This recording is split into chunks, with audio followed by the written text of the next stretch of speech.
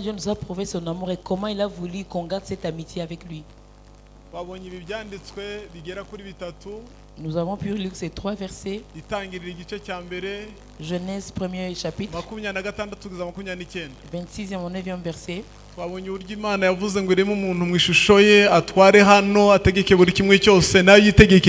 Nous avons vu comment il a décidé qu'il doit créer un homme à son image qui va régner sur cette terre et lui va régner au ciel.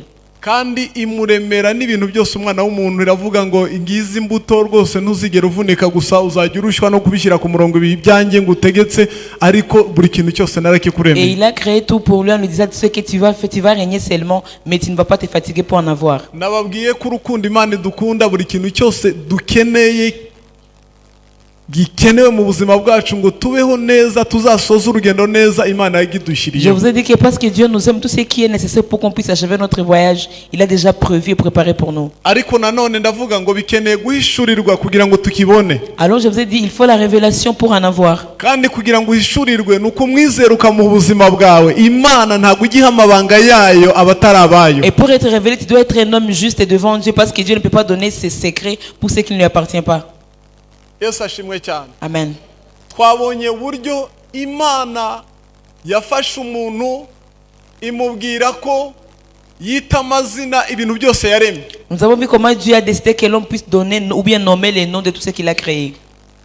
Kandi uko umuntu yabyise niko Imana yabyemeje. Et comme l'homme l'avait appelé, c'est ainsi que ça est jusqu'aujourd'hui. Bihwana na rya jambo Yesu yabwiye abigishwa be icyo muzahambira mu isi nzagihambira ndi mu ijuru. Et comme Jésus avait dit à ses disciples, ce que vous allez fermer ici sur terre sera aussi fermé en étant au ciel. Nababwiye ngo ibigihambiriye ku buzima bwacu ibigihambiriye mu rugendo rwacu. Ce qui est encore fermé dans nos vies, dans notre voyage. Ibigihambiriye mu mibereho yacu. Ce qui est encore fermé dans nos vies. Tufata umwanya twisuzume turebe ko atari twe tubifite mu ruhande. Prenons la décision de nous vérifier si ce n'est pas nous qui sont les problèmes. Imana nta mugambi ifite wo kugukenesha. Dieu n'a pas le projet de te rendre nta n'inyungu yabibonamo. Il n'a même pas de profit en ça. Kubaho nabi kwawe rwose ntacyo byayungura. Vivre pour toi malheureux ce n'est pas profitable pour Dieu. Nta nubwo ibirota ko bibaho. Dieu ne rêve même pas de ça.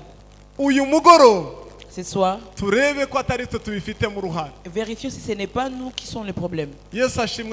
Amen. Hallelujah. Amen. Twabonye ko umwana w'umuntu yabyise amazina Imana yanayishingaho kashira avuga ngo uko byise bibuko. Nous avons vu comment l'homme a donné des noms pour ce que Dieu l'a créé et Dieu a dit que ce soit ainsi. Ngeze kuri uyu murongo numvise ko hari ibintu tugomba kwita amazina mu rugo rwacu. Amen. Quand je suis arrivé sur ces versets, j'ai compris qu'il y a des choses qu'on doit donner des noms dans nos familles. Ntago mbizi ariko jewe byambayeho ibintu nkabibona nkabura ishusho yabyo. Moi ça m'est déjà arrivé voir des choses dans ma vie et je ne comprends pas, je ne trouve pas l'image. Ibintu nkabireba nkabura izina nabyita. Je vois, je manque les noms. Tu t'es jamais retrouvé avec une personne qui te dit des problèmes que j'ai eu, je ne sais pas comment je peux appeler. Un homme de notre, une fille de notre église, il a perdu sa grand-mère. Elle est rentrée le soir chez lui à la maison. Elle est arrivée là-bas vers minuit. Mais à 2 heures du matin, on l'a appelé qu'une autre personne vient de mourir à Kibouye. Il m'a appelé pour me dire ce qui vient de m'arriver, je ne sais pas comment je vais expliquer. Il y a des fois des choses arrivent dans ta vie, tu manques les noms. Et moi aussi je proclame ce soir pour toi. C'est que tout ce qui n'a pas de nom dans ta vie, nomme-le. Les problèmes, les chagrins, les larmes, tu peux appeler ça en paix. Cette pauvreté qui est devenue comme une identité pour toi, tu peux nommer des noms. Ton business qui ne marche pas, tu peux changer le titre. Tu es le business qui marche bien. Tu es le business qui s'agrandit. Tu es une famille de paix.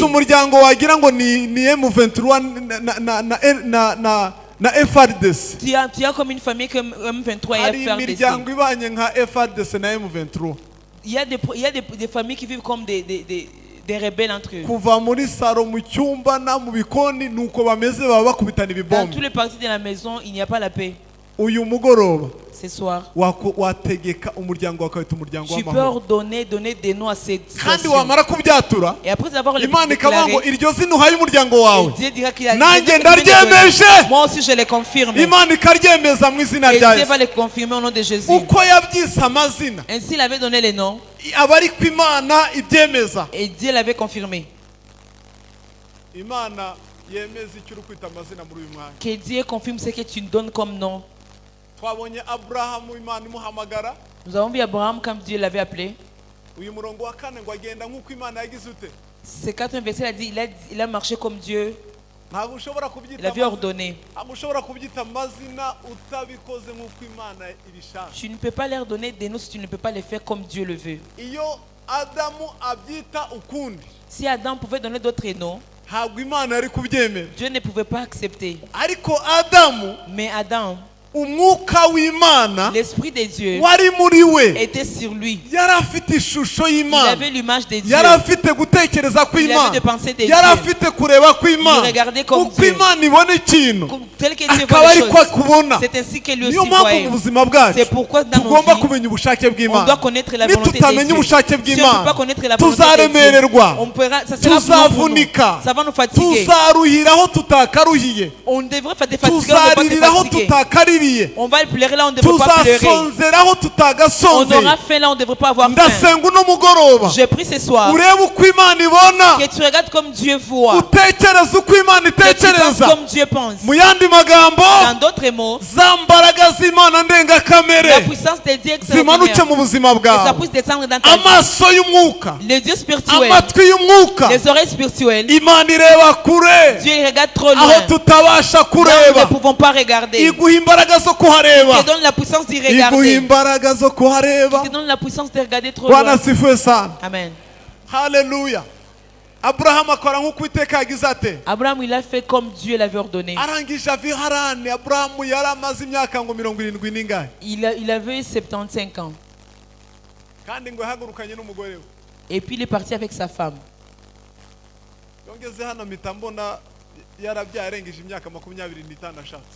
Quand j'arrive, c'est toi qu'il a accouché à plus de 25 ans. Parce qu'il avait accouché à 100 ans. Quand il avait quitté son patrie, il avait déjà 75 ans. Haran, ce n'était pas chez lui.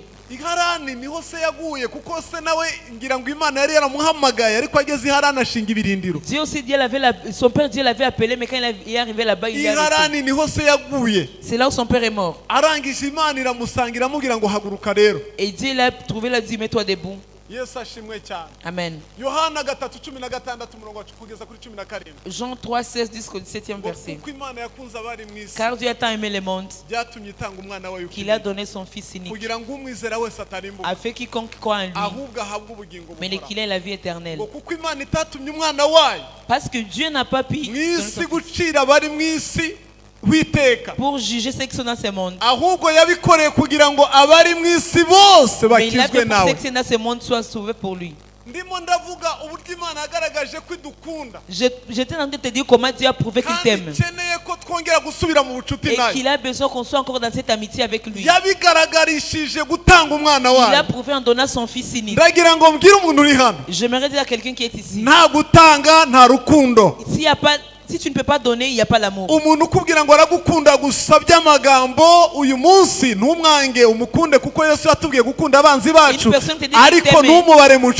Mais qui ne te donne rien, tu dois l'aimer, mais tu ne le prends pas parmi tes amis. Parce que l'amour, c'est quelque chose qu'on ne peut pas toucher. Qu'on le voit avec nos actes. Ça se voit en acte.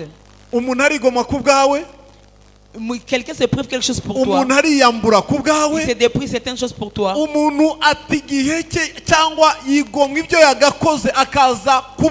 s'est privé ce qu'il devrait faire, mais il est venu pour toi.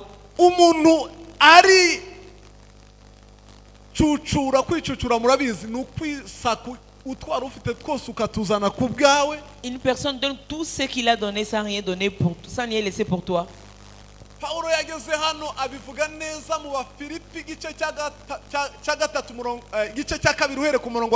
Dans Philippe, Paul l'avait bien dit. Philippiens 5, 6 jusqu'à 7. aravuga ngo yisiga ubusa. La Bible dit qu'il s'est revêtu de rien, il est resté tout nu. ariyambura byose. Il s'est déployé de tout. ava mu ntebe y'icyubahiro. Il a laissé sa trône. kwisiga ubusa ntabwo mubyumva. Vous ne savez pas ce que ça veut dire de rester tout nu. ushobora kuvuga ngo ni ukwisaka. Tu peux penser que c'est à lever ce qui est dans tes poches. icyongereza iravuga ngo he emptied himself. La Bible dit qu'il est mu resté yandi sans rien. magambo yarividuye ibyari bimugize byose abikubita Dans hasi. d'autres mots, tout ce qui était nécessaire pour lui, il a laissé cela. yigira umuntu nkatwe. Il est changé en homme comme nous. kandi murabizi icyubahiro kiraryoha. Et vous savez bien que l'honneur est bien aimé. umugabo bita Trump ni umukire ukomeye. L'homme qui s'appelle Trump, c'est un homme très fort. afite amafaranga, afite n'indege imeze nk'iya perezida. Il a beaucoup d'argent et il a aussi son propre avion. ariko nubwo ari umukire, Mais même s'il est riche, hari icyubahiro atari afite muri Amerika. il y a l'honneur qu'il n'avait pas aravuga ngo en byose Amérique. ndabifite, Il a dit j'ai tout, ariko nkeneye n'icyubahiro. mais j'ai besoin de l'honneur aussi. nkeneye n'icyubahiro. J'ai besoin aussi d'être honoré.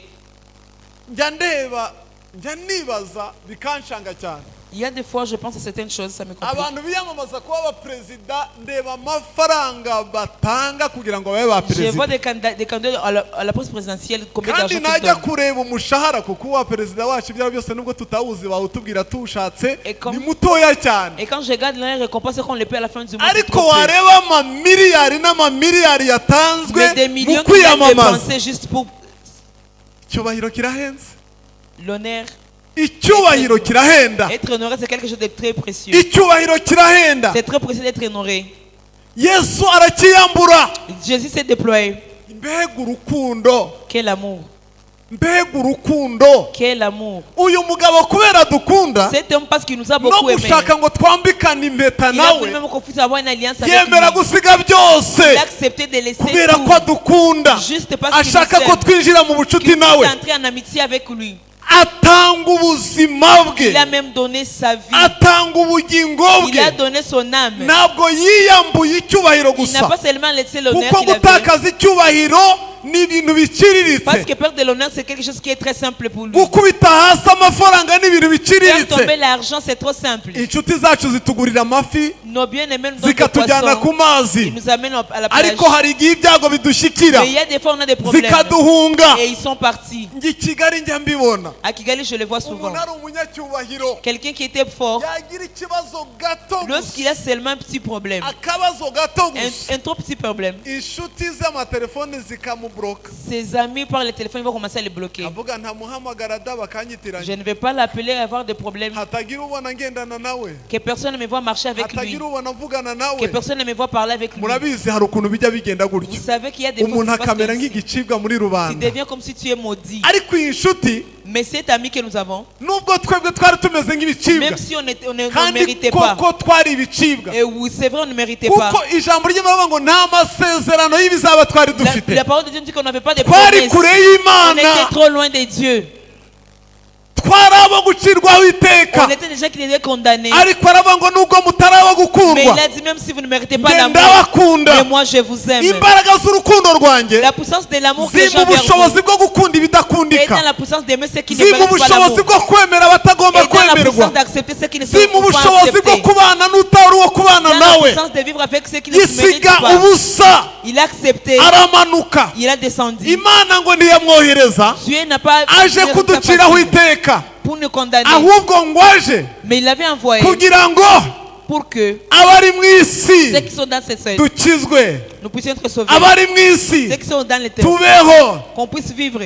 dore urukundo rwatumye ankunda, ibyaha byanjye bihamba mu mva, nzarazuka ngwamuze nase, nagaruka nza ushimira ibyo. dore urukundo rwatumye mpfira, ibyaha byanjye bihamba, maze arazuka wamuze nase, nagaruka nza ushimira ibyo. ariko nturindire ko azagaruka, Mais n'attends pas qu'il puisse revenir. ni aka kanya, C'est maintenant. mushimira aka kanya. Dis merci maintenant. urukundo L'amour. Pawulo yaruvuzeho, Paul avait dit pour cet amour. Il a dit que tout ce qui existe, tous les océans depuis la Kivu, tu prends l'océan Indien, tu prends l'océan Atlantique, tu prends l'océan Pacifique, Méditerranée, l'océan Méditerranée, fleuve Congo, Nil, tu prends Nil aussi, uruzi rwa Zambezi, ugafata uruzi rwa Amazone, tu prends l'océan de l'Amazone, ugafata inyanja ziri mu birere, tu prends les océans qui sont en haut. Ngo ntabwo zishobora kurengera urukundo nyarwo. Il n'y a rien qui peut être au-delà de son amour. Urwo nirwo Yesu yadukunze. C'est cet amour que Jésus nous a aimé. Paulo aravuga ngo rutwikira rurengera ibyaha byinshi. Paul a dit qu'il ça couvre nos péchés. Umuntu ugukunda, une personne qui t'aime, nta kintu wamukorera ngo akwange. Il n'y a rien que tu peux faire pour qu'il puisse te haïr. Keretse afite ibyo yagukundiye bindi. Sauf qu'il a d'autres raisons qui l'ont poussé à t'aimer. Kandi yapfiriye bose kugira ngo abariho be gukomeza kubaho ku bwabo, ahubwo babeho kubwo wabapfiriye akanabazukira. Il est mort pour tout le monde pour qu'on puisse pas continuer à vivre pour nous-mêmes, mais pour vivre pour celui qui est mort pour nous. Mwibuke Imana mu mugambi wayo irashaka umuntu ubishuti. Dieu dans son projet, il fait qu'on soit ses amis.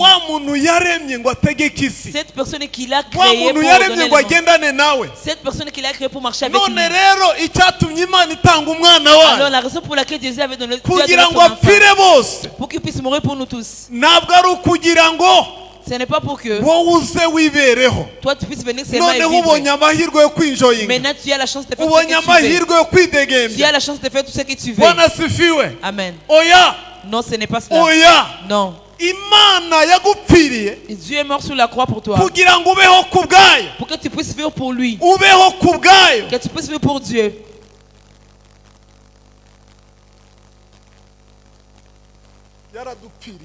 Il est mort sur la croix pour nous.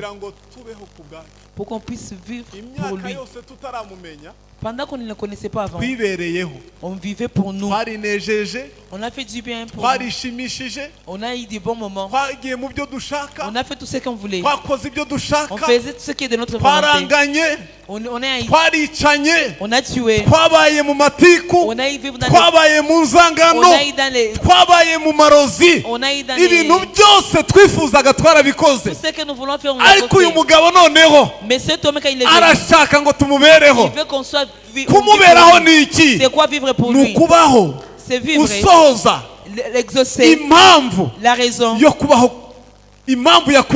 La raison pour laquelle tu as créé. La raison pour laquelle tu as créé. La raison pour laquelle il a créé Adam. Il a créé pour qu'il puisse réunir cette terre. Qu'il puisse ordonner ce qui est sur terre. Mais vous savez, l'homme de aujourd'hui, même le temps passé, il est toujours là pour détruire. Il fait des bombes qui tuent les autres. Vous savez que les gens étudient pour être intelligents et faire des choses qui vont nous tuer. Ils fabriquent des maladies pour avoir l'argent. Dieu les a donné l'intelligence pour guérir. Mais eux, ils utilisent cela pour tuer. Dieu les a donné la puissance de faire le bien. Mais ils l'utilisent dans le mal. C'est ainsi que leur intelligence, eux.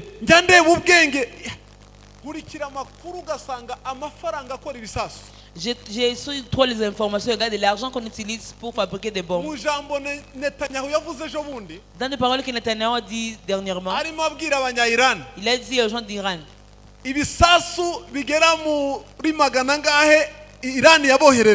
des bombes que les Iraniens ont envoyées chez eux. Il a dit des millions de dollars qu'ils ont utilisés. Et je me suis demandé pourquoi ces gens se battent. Cet argent qu'ils utilisent, ils devraient mettre dans les champs qu'ils cultivent. C'est ce qu'ils utilisent pour avoir des vaccins. Pourquoi ne pas mettre ça dans les construire des belles maisons, avoir des écoles et enseigner la paix, enseigner l'amour. Si ça pouvait être et ils apprennent la paix, les enseignements qui donnent l'amour, les enseignements qui donnent le pardon, l'humanité, et les gens peuvent vivre en paix. Vous savez comment Congo me manque? Congo me manque beaucoup. J'aimerais y aller.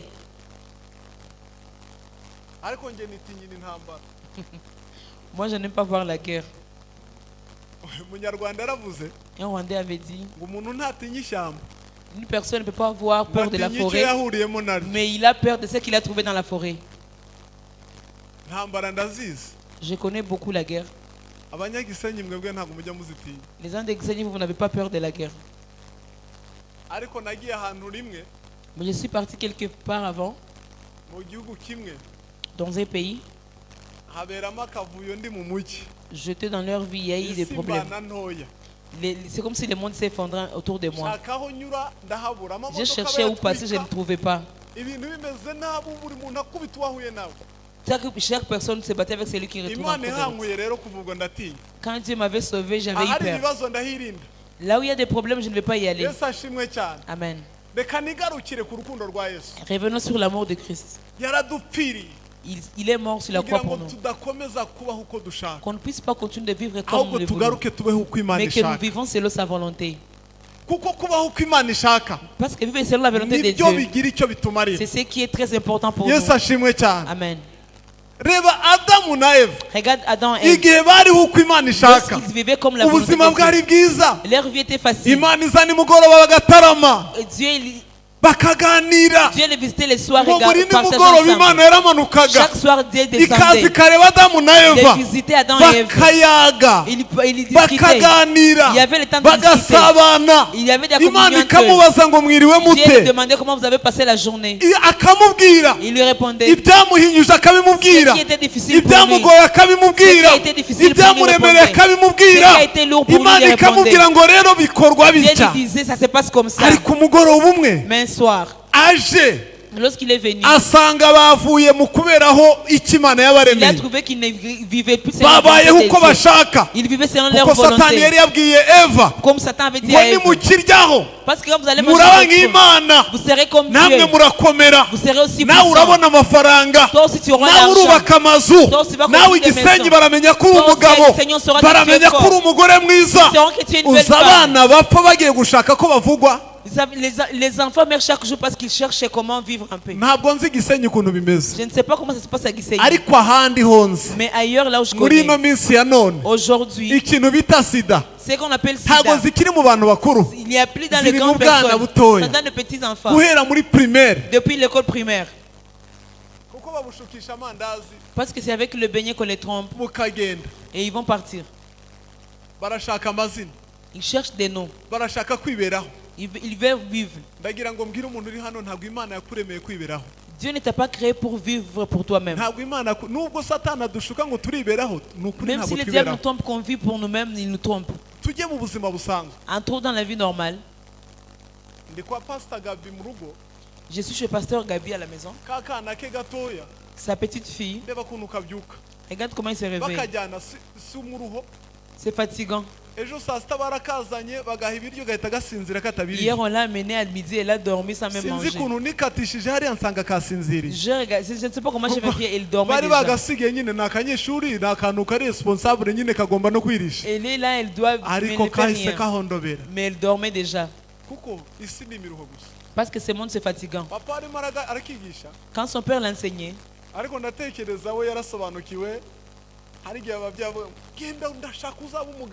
il y a des fois les parents disent qu'on aimerait qu'on soit fort. Tu lui donnes l'intelligence et la puissance pour qu'il soit serviteur des autres. Parce que l'argent que son père dépense aussi ne sera pas comparable au salaire qu'on va lui donner. Il y a des gens qui ont la chance et ils sautent. Ils tombent dans l'océan. Mais toi tu étudies. Tu passes des nuits. L'école secondaire tu passes la nuit. L'université aussi. Aujourd'hui être licencié ça ne dit rien. Tu dis que tu dois faire master. Ça aussi il y en a beaucoup. Tu amènes le PhD aussi. Tu sais l'argent que tu as déjà payé. Lorsqu'on te paye beaucoup, on te donne 1 million. Alors les 1 million. ukaba ufite amashami hanagukurura ashaka kuryaho. Et tu as aussi ces sources qui te demandent cet argent. Ukwezi kugashira nta na saving.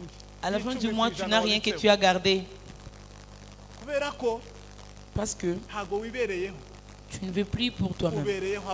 Tu vis pour les autres. Ce monde nous trompe, mais tu cherches.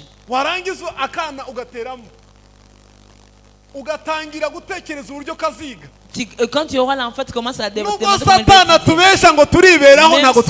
il trompe qu'on vit pour nous-mêmes. Tu penses pour ta famille. Tu réfléchis pour tes bien-aimés. Tu penses pour tes parents qui t'ont aidé. Tu penses pour les pays. Et le pays te dit que tu es leur bien-être. Tu dois travailler 30% dans le gouvernement. Ce n'est pas ainsi. Et tu amènes aussi l'assurance. Tu amènes aussi pour la sécurité. Tu payes pour la sécurité et la nuit on te vole.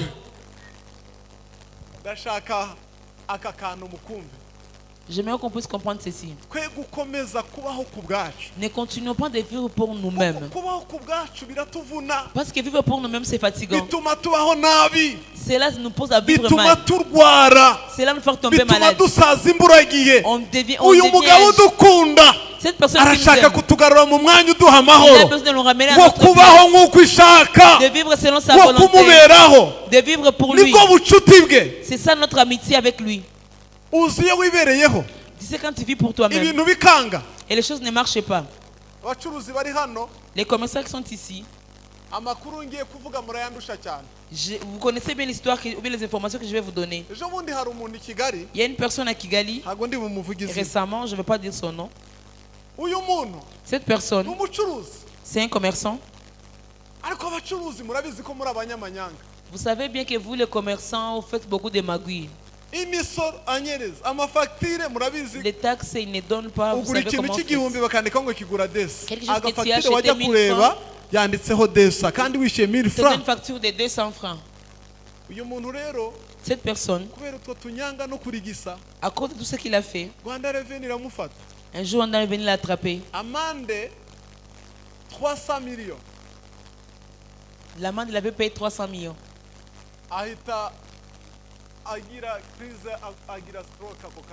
Il a eu stroke.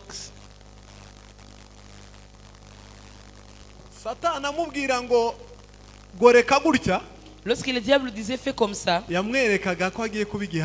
lui montrait qu'il va être puissant. Mais aujourd'hui, il a un problème. Ce qu'il avait volé, ça ne peut rien faire pour lui maintenant. Mais il a seulement pensé à l'amende qu'il doit payer. Dans sa tête, les fils ont eu des circuits.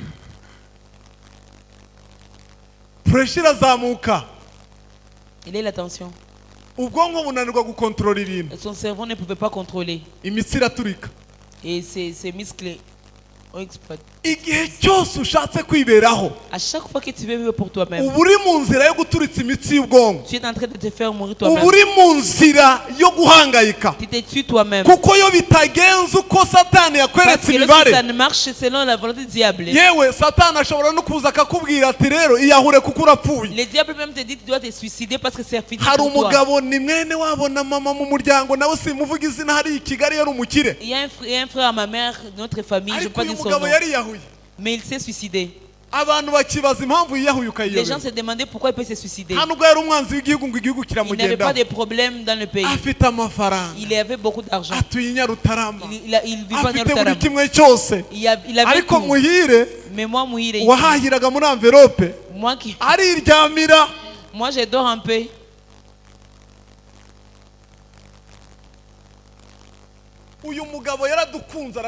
Cet homme nous a beaucoup aimé pour qu'on ne puisse pas continuer de vivre pour nous. Il est meilleur qu'on puisse vivre pour lui, marcher avec lui, qu'on s'aime, qu'il nous montre les chemins qu'il faut passer, qu'il nous montre ce qui nous donne la paix, qu'il nous prouve ce qui nous donne la vie. Lorsque nous vivons pour nous-mêmes, nous pensons que l'argent c'est la réponse. Lorsque nous vivons pour nous-mêmes, nous pensons que l'honneur c'est notre réponse. J'ai vu des noms, des hommes qui sont honorés le matin, et l'autre matin on t'honore le matin, on te donne même une belle voiture. Le matin on te chante cette forme que tu payes. On peut même vendre ce qui t'appartient. C'est monde. Il te trompe. Il te montre que tu vis pour toi. Les diables disent regarde comment les gens te regardent. Tu es puissant. Regarde comment tu es, tu es trop puissant. Regarde comment tu as une belle maison. Tu es puissant. Regarde des belles femmes. Tu es puissant. Tu n'es pas puissant, il te trompe. Celui qui est puissant, qui marche avec Dieu, c'est celui qui est en amitié avec Dieu. L'ami de Dieu, il marche, il est comme l'aigle. Il est comme l'aigle. Il est comme l'aigle. L'aigle. C'est l'oiseau que j'aime beaucoup. Il vit trop loin. Lorsqu'il y a des problèmes, lorsqu'il y a le vent, il ajoute encore la vitesse. Et il monte encore très haut. Il a juré qu'il n'aura pas de problème. Il a juré que la guerre n'arrivera pas sur lui. Si on accepte de marcher comme Dieu, si on accepte d'être amitié avec Dieu, si on accepte de vivre pour Dieu, tu choisis de marcher au-delà de tes problèmes. Tu vis comme lui. Tout ce qui vient de partir. Mais j'ai encore Dieu. J'ai encore Dieu. Depuis que si seulement j'ai Dieu, que tout peut pas partir. Dis, on est encore ensemble. Il n'y a pas de problème. Les gens te disent l'argent est parti. Même l'honneur que tu avais, tu n'en as plus. Tu leur dis, il n'y a pas de problème. Je suis encore avec Dieu. Je suis encore en amitié avec Dieu. C'est pourquoi Job il a dit quelque chose de très puissant. Il a dit, tant que je suis encore vivant, il n'y a rien que mon cœur va me juger. Si ton cœur ne te juge pas, je n'ai pas peur.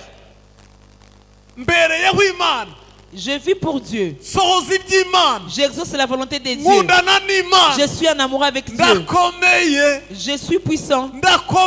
Je suis puissant. Je ne suis pas puissant pour l'argent. Je ne suis pas puissant pour l'honneur. Je ne suis pas puissant pour la famille. Je suis puissant pour la personne qui est ensemble. Pour la personne qui m'a aimé. Pour la personne qui marche avec moi. C'est pour lui que je vis.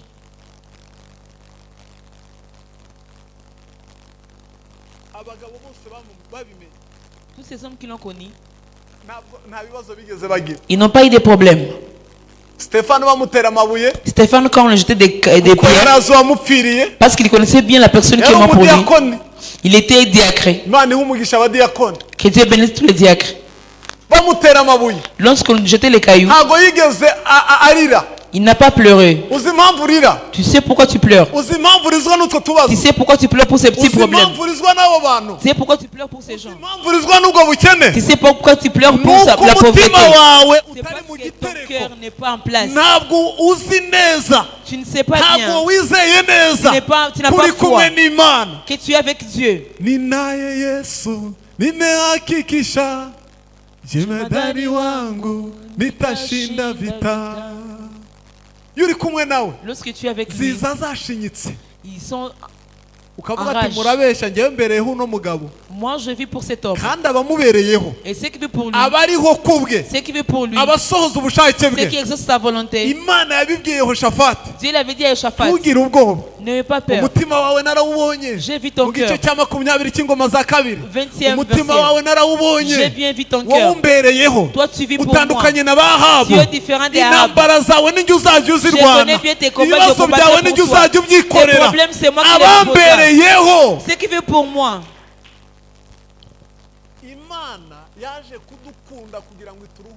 Dieu est venu nous aimer pour nous donner les repos. Il est venu nous aimer pour nous donner du repos. Parce qu'on est fatigué. Regarde toi-même ce qui te fatigue. Tu as beaucoup de responsabilités. Même jusqu'à la mort, on n'a pas encore achevé. Amen.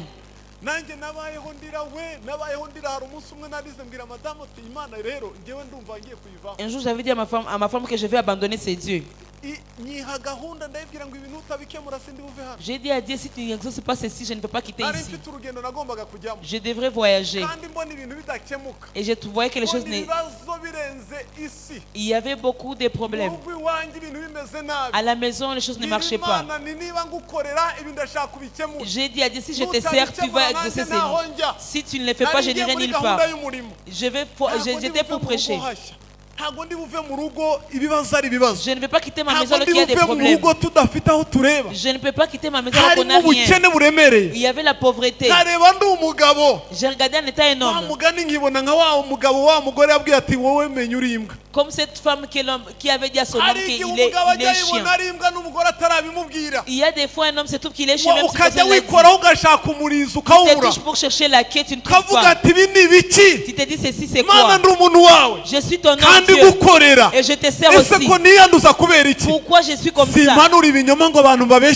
prononce pas les mensonges pour avoir l'argent. Et tu peux les faire et on te donne l'argent.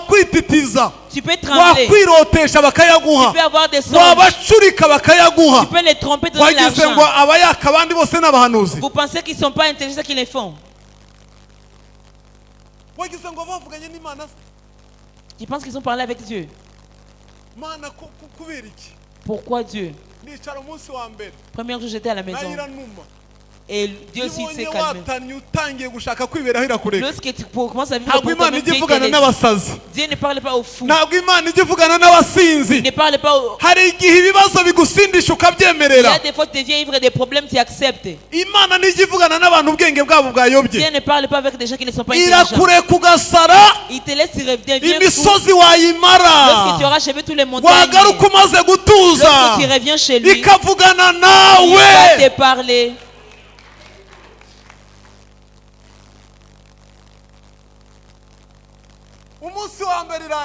Premier jour, Dieu m'avait laissé. Deuxième jour aussi. Troisième jour aussi. Après une semaine. Là où je devrais aller, une semaine devait passer. Ma femme m'avait dit, bon mari, tu devrais partir. Qu'est-ce que tu fais? Les tickets, tu as les transports qui vont t'amener.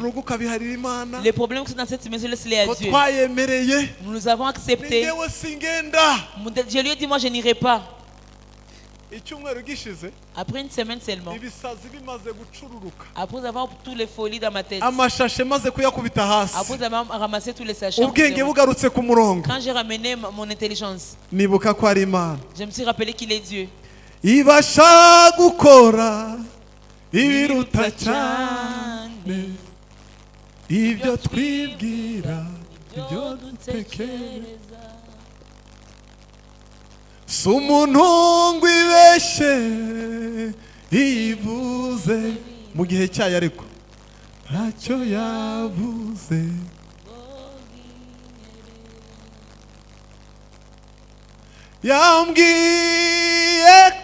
Il m'a dit que je n'aurai rien. Rien ne m'arrivera. Car je suis avec lui. Même si je peux avoir des montagnes, même si tous les montagnes peuvent se déplacer, c'est le Dieu fidèle. C'est lui seul. Lui seulement. Il est l'unique Dieu. Le Dieu fidèle. Il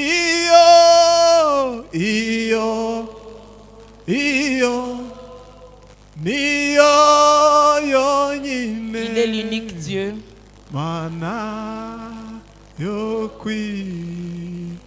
Le Dieu fidèle.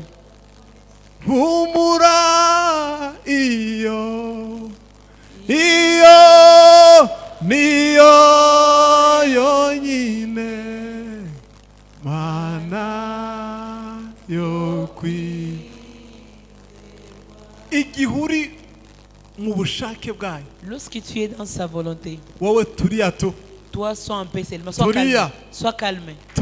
Sois calme. Sois calme. Sois calme. Il a dit, il est le Dieu fidèle. Il est le Dieu qui ne regrette jamais. Parmi les erreurs qu'il ne peut jamais faire, il ne peut pas regretter. Il te dit que j'avais bu kombucha peut-être et je parlais sans conscience. J'avais eu beaucoup de problèmes et je parlais seulement pour parler. Il est le Dieu qui ne mange jamais. Toi seulement quand tu es dans la volonté de Dieu, avant seulement. Moi je continue. J'avance. Et puis tu vas chanter.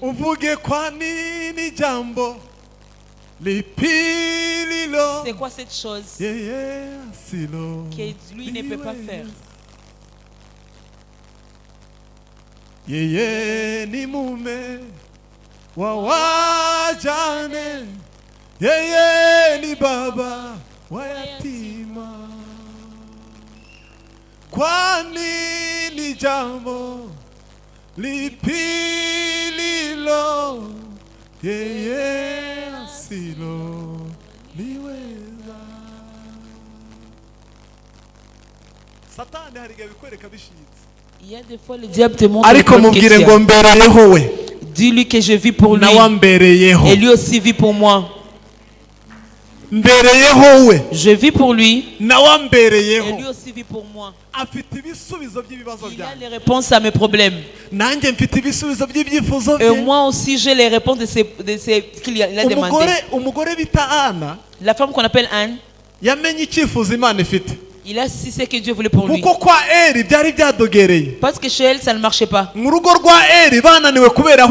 elle, il ne vivait pas pour Dieu. Anne, parce qu'il avait de ce qui regarde trop loin. Lorsque nous sommes entrés dans ce thème de 2024, il a su qu'il y a un problème en Israël. Et il a su aussi qu'elle a un problème aussi. Il a dit, c'est Dieu ce soir. Je vais me retrouver avec lui. Il a manqué personne qui a manqué la personne qui a pour lui donner l'éclairage. Il a dit à Dieu, j'ai un problème. Si tu résous le problème, moi aussi je résoudrai ton problème.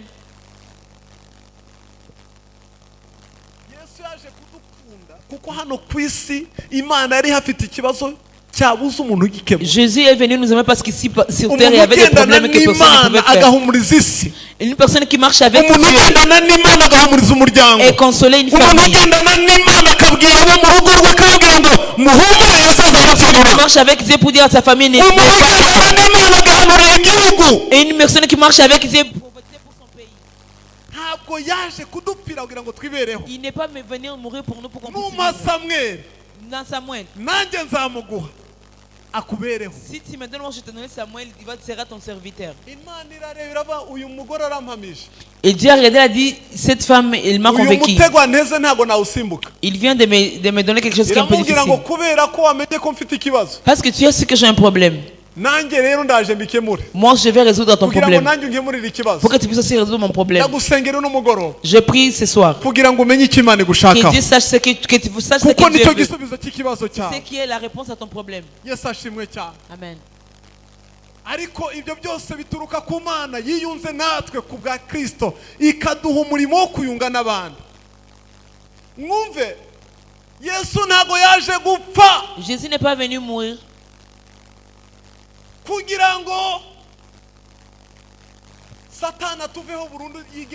pour que le diable puisse nous laisser pour de bon partir. Il est revenu pour nous remettre encore en œuvre. Il a eu des communions avec toi pour que tu puisses encore les communier avec les autres. Bien-aimés qui sont ici, vous n'êtes pas chargés des problèmes au Kagari, mais dans le royaume de Dieu. Tous ces putes qui sont ici en bas, des tueurs qui sont là-bas, des voleurs qui sont là dehors, ces gens qu'on appelle les bouzoukours de Satan, c'est nous qui vont les faire. Il est en communion avec nous pour que tu puisses les communier avec les autres. Parce qu'en Christ, ceux qui vivaient dans ce monde, dans son amour, ceux qui ont accepté de l'accepter, ceux qui l'ont cru, il a été en communion en Christ. Et alors, il doit rester avec la parole. Il a gardé la parole pour nous. La parole qui sauve. Vous pensez qu'on a besoin d'autre chose? On a seulement besoin de la parole. Tu dis à Dieu seulement, dis un seul mot.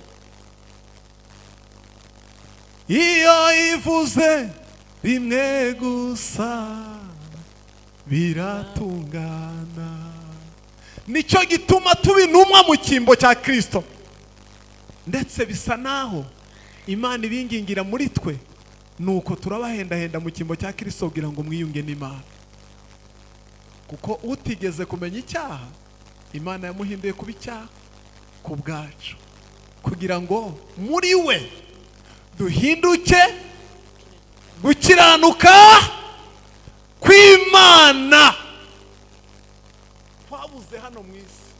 qui n'est plus dans ce monde. La sainteté de Dieu dans ce monde. Il n'y a plus dans ce monde. Amen. Bien-aimé, celui qui n'a jamais péché, pour l'amour, il a accepté qu'on puisse l'injurier. Il a accepté qu'on le piétine. C'est ce qu'il devrait donner comme la dot. Les autres donnent les dots de vaches et l'argent.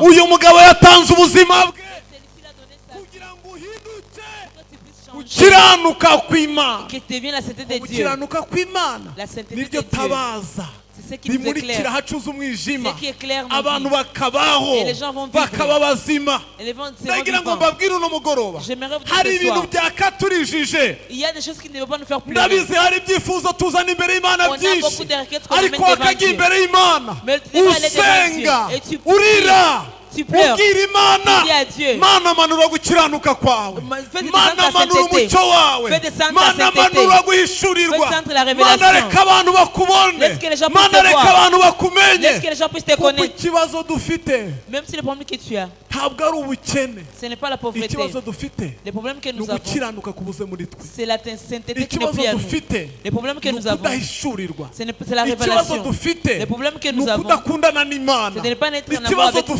Le problème, on ne sait pas ce que tu as fait. Le problème, on ne sait pas encore pourquoi Dieu, ce que tu as fait pour nous. Celui qui n'a jamais commis le péché, il est devenu péché. Celui qui n'a jamais été méchant, il est devenu méchant.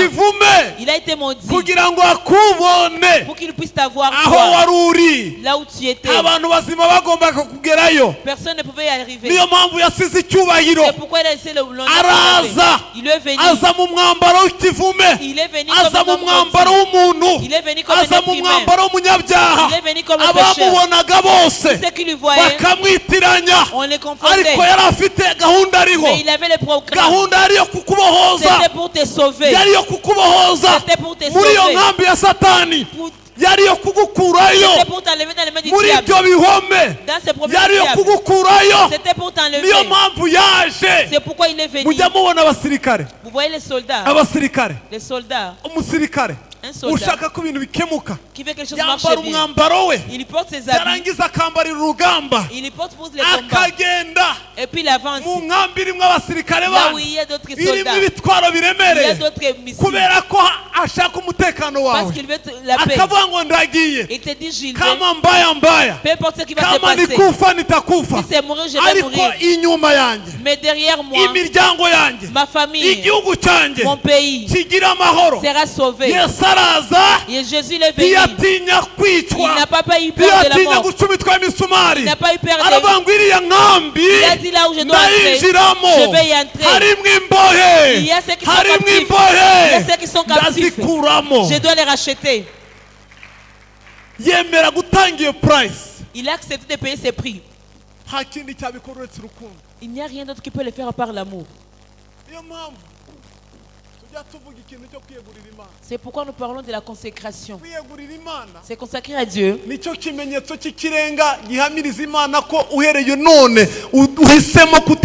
C'est parmi les choses qui prouvent que depuis aujourd'hui tu acceptes de ne plus vivre pour toi. Je ne veux plus pour moi, je ne trouve pas la vie très importante. Parce que pour moi, vivre pour la volonté de ce qui est important.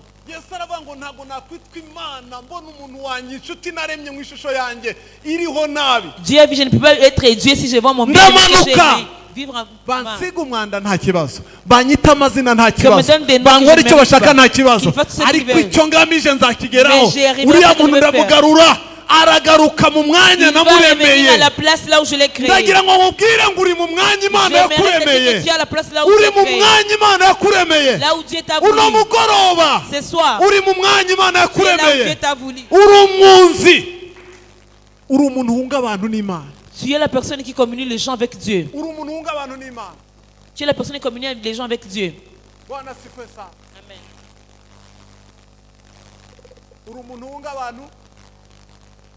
Tu es chargé de la communion entre Dieu et les hommes.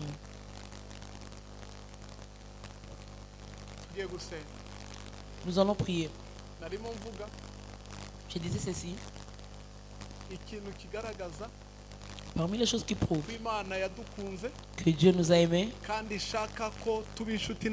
et qu'il aimerait qu'on puisse être en amitié avec lui, c'est qu'on doit être en communion avec lui. Ce qui prouve que Dieu nous aime et qu'on soit ses amis, qu'on soit en communion aussi avec Dieu. Il aimerait qu'on puisse être ses amis et qu'on soit aussi en communion.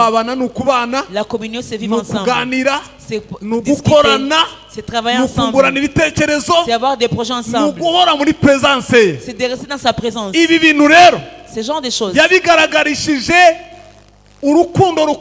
Il a prouvé par son amour à nous donner son humanité à nous. Dans une minute, il a prouvé en donnant sa vie. Il nous a donné son intelligence. Il nous a donné sa puissance pour qu'on voit la vie.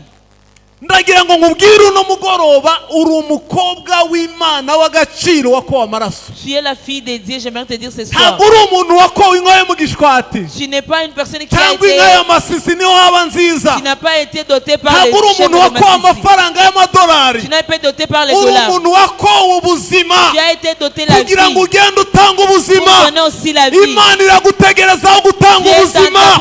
Ubuzima buri muri wowe. La vie en toi. Imbaraga ziri muri wowe. Ubutunzi buri muri wowe. Washaka ko bitungana byatungana. Tout ce que tu veux, tu peux le trouver. Imbaraga z'Imana. La puissance de Dieu ziri muri wowe. Et en toi.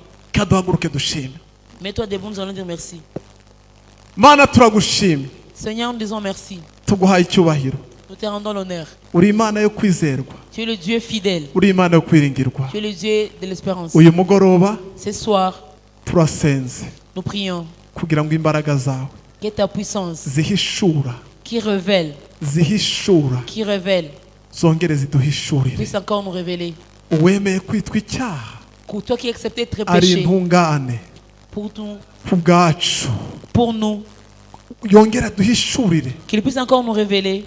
le prix qu'il avait payé, que tu l'avais payé pour qu'on puisse vivre pour nous, vivre pour nous-mêmes, c'est qu'on ne pouvait jamais avoir. Faire ce qui est de mieux pour nous. On pouvait mourir, mais ça y arriver. Pour que nous puissions encore revenir dans ces formes. Pour qu'on puisse encore revenir dans la vie que tu as fait pour nous.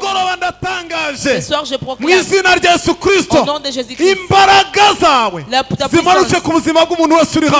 pour chaque personne que les pensées puissent changer. Nous voulons proclamer la consécration. Accepter tes amis. Vivre pour toi. Vivre selon ta volonté. Pour que toi aussi tu puisses nous faire du bien. Que tu puisses écrire nos noms. Que tu changes les sources de vie. Que tu changes qui donnent les autres. Les gens qui enrichissent les autres. Les gens qui regardent. Les gens qui